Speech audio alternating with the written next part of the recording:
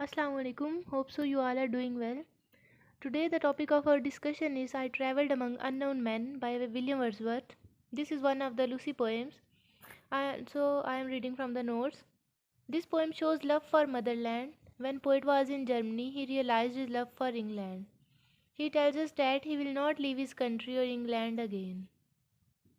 जब उसने ये पोएम लिखी थी वो जर्मनी में गया था। तो जब वो अपने मुल्क से दूसरे मुल्क में गया तब उसे पता चला कि किस कदर उसे अपनी कंट्री से प्यार है और वो कैसे उसे मिस कर रहा है और क्यों वो इंग्लैंड को मिस कर रहा है इतना ज़्यादा। वो उसका रीज़न हम आगे पोएम में देखेंगे।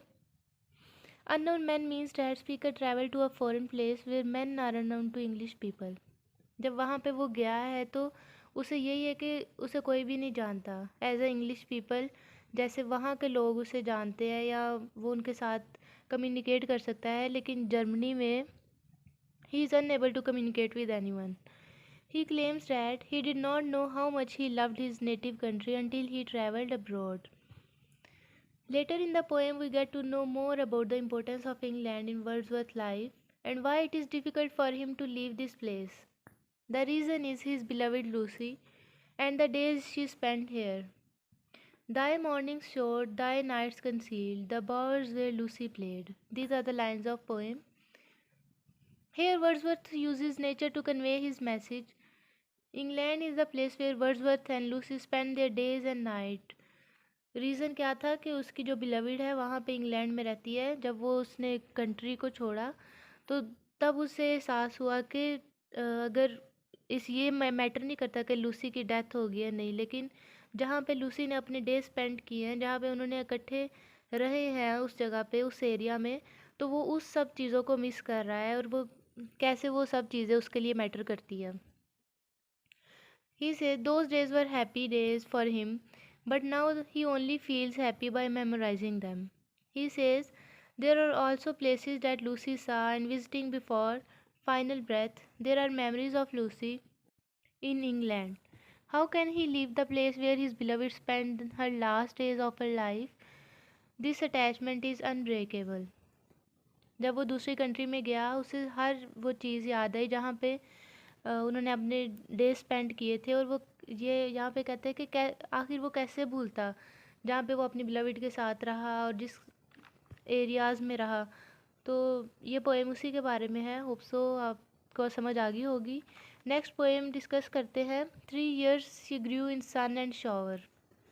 बेसिकली जो लूसी पोएम्स है ये सारी उसकी बिलविड के बारे में ही है और ये 5 पोएम्स हैं उसकी।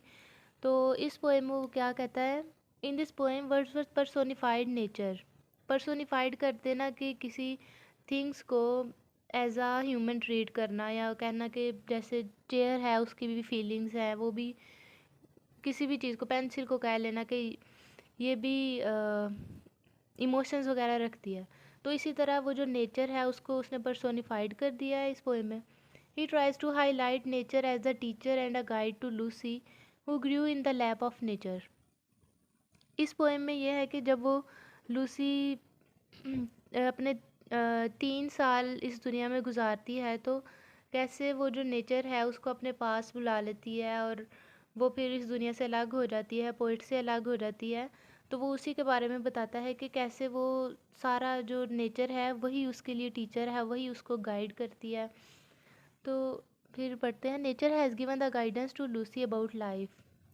As Lucy spent very short time on earth and she was taken by nature, so she lived her afterlife very close to nature. There was only nature to guide her and teach her in a proper and healthy environment. She will enjoy the solitude and calmness of nature.